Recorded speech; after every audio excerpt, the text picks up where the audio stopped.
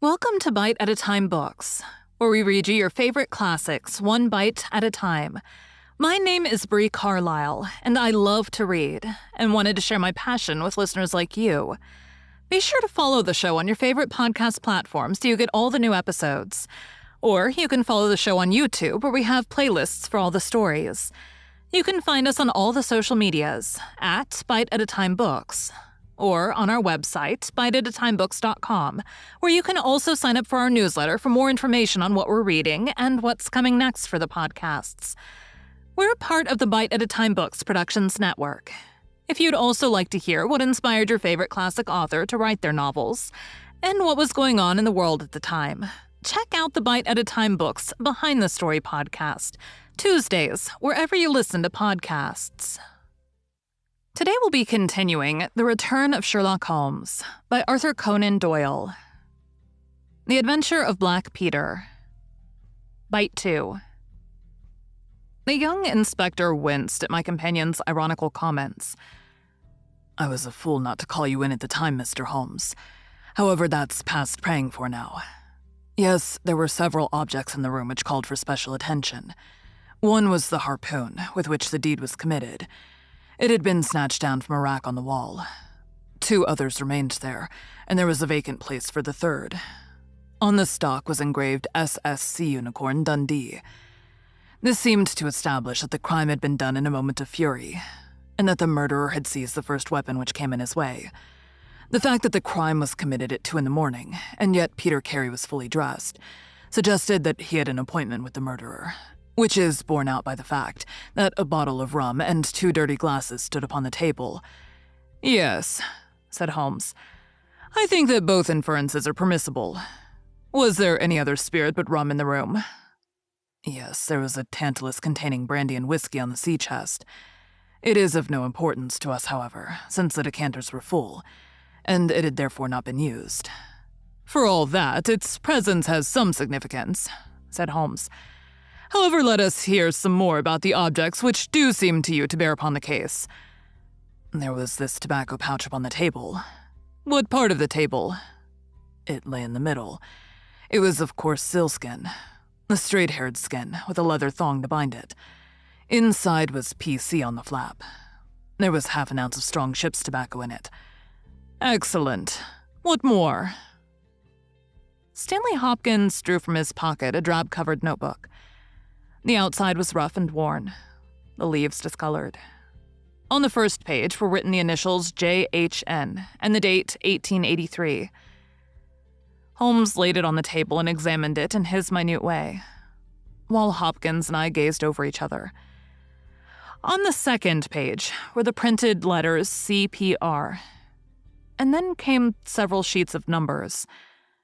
Another heading was Argentine, another Costa Rica, and another San Paulo, each with pages of signs and figures after it. "What do you make of these?" asked Holmes. "They appear to be lists of stock exchange securities. I thought that JHN were the initials of a broker, and that CPR may have been his client."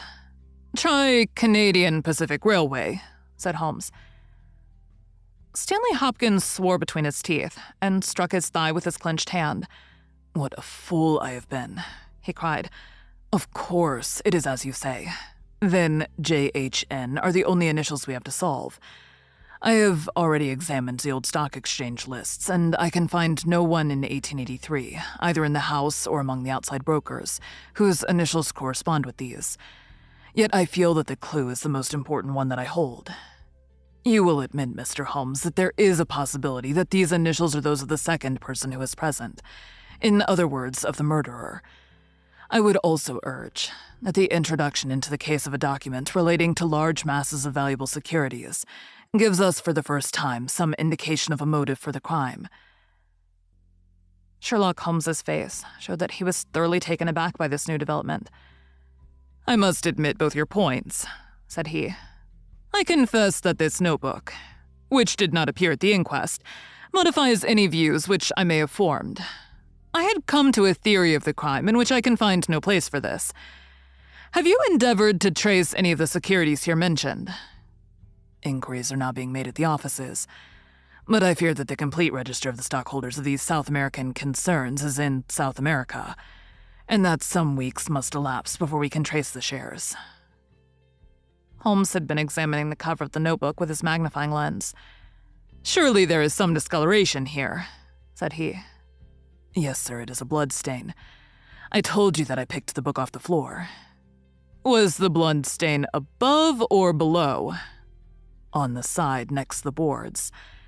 "Which proves, of course, that the book was dropped after the crime was committed." "Exactly, Mr. Holmes. I appreciated that point, and I conjectured that it was dropped by the murderer in his hurried flight. It lay near the door." "I suppose that none of these securities have been found among the property of the dead man?" "No, sir." "Have you any reason to suspect robbery?" "No, sir. Nothing seemed to have been touched." "Dear me, it is certainly a very interesting case. Then there was a knife, was there not?" "A sheath knife, still in its sheath. It lay at the feet of the dead man. Mrs. Carey has identified it as being her husband's property." Holmes was lost in thought for some time.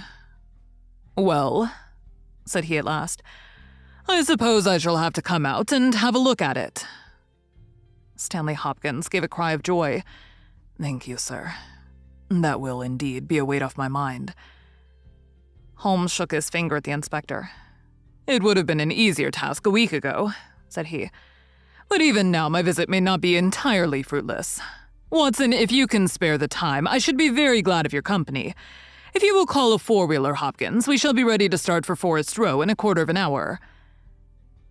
Alighting at the small wayside station, we drove for some miles through the remains of widespread woods, which were once part of that great forest which for so long held the Saxon invaders at bay.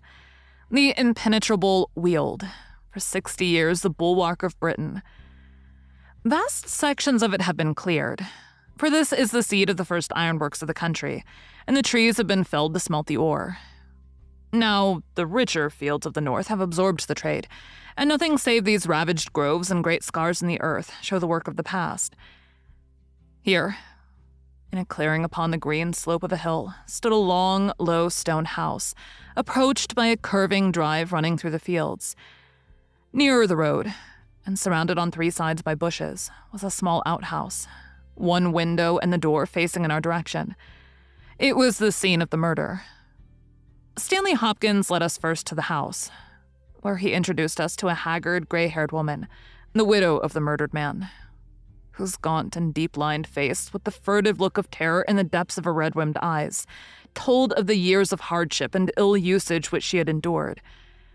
With her was her daughter, a pale, fair-haired girl, whose eyes blazed defiantly at us as she told us that she was glad that her father was dead, and that she blessed the hand which had struck him down. It was a terrible household that Black Peter Carey had made for himself, and it was with a sense of relief that we found ourselves in the sunlight again, and making our way along a path which had been worn across the fields by the feet of the dead man.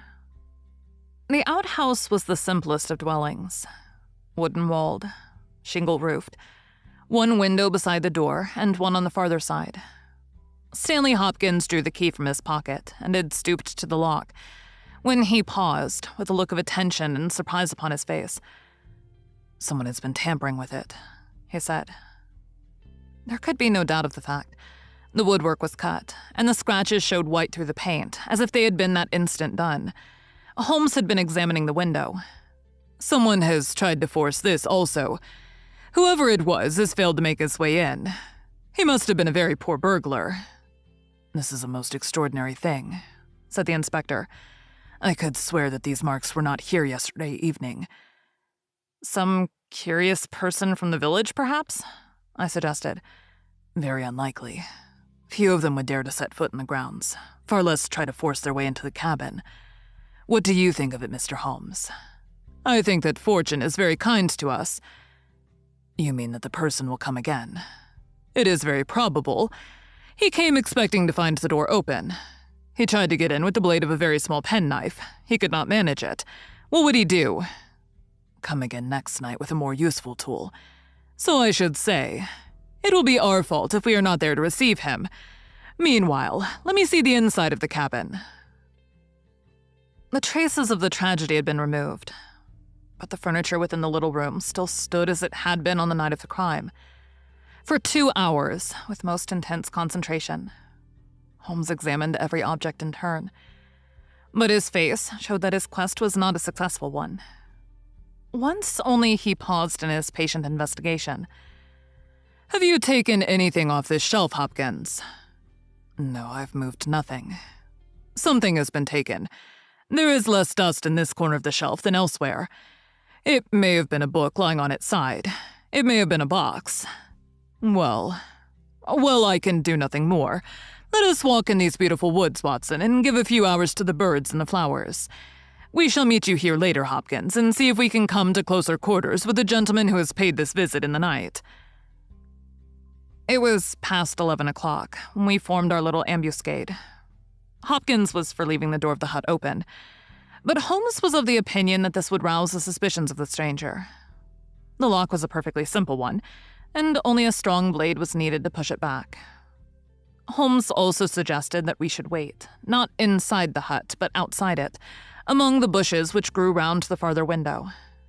In this way, we should be able to watch our man if he struck a light, and see what his object was in this stealthy nocturnal visit.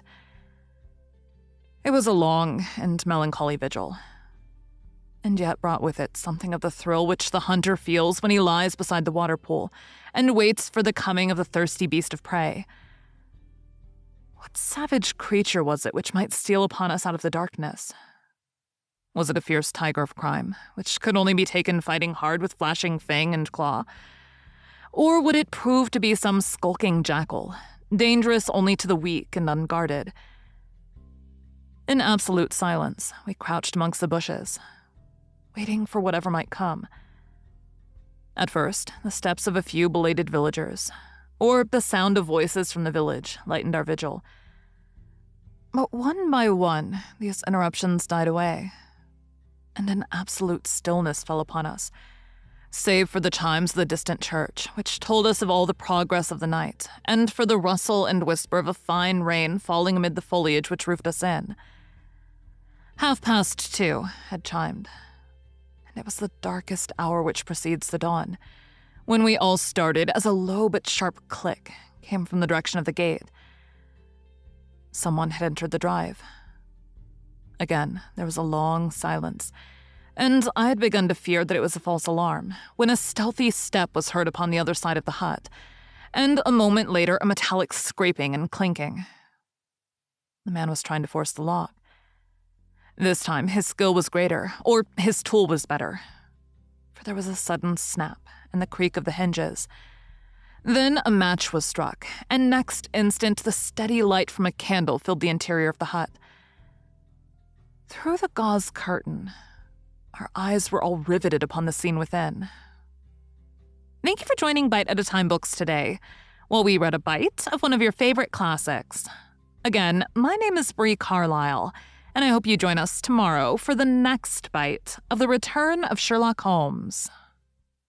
If you enjoyed our show, be sure to follow us so you get all the new episodes. We would also love for you to drop us a rating on your favorite podcast platform.